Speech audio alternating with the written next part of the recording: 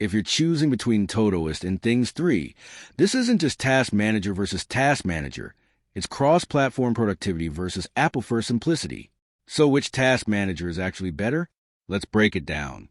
Todoist is available on almost every platform and offers reminders, recurring tasks, collaboration, and powerful organization features.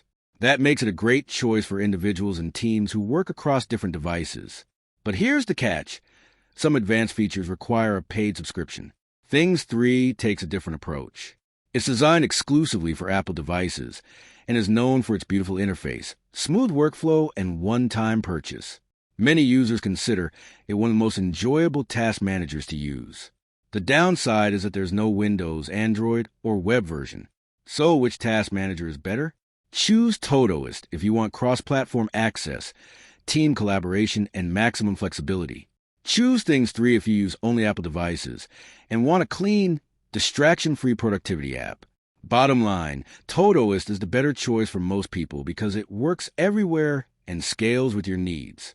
But if you're fully invested in Apple's ecosystem, Things 3 offers one of the best task management experiences available. Thanks for watching. Don't forget to like and subscribe for more videos.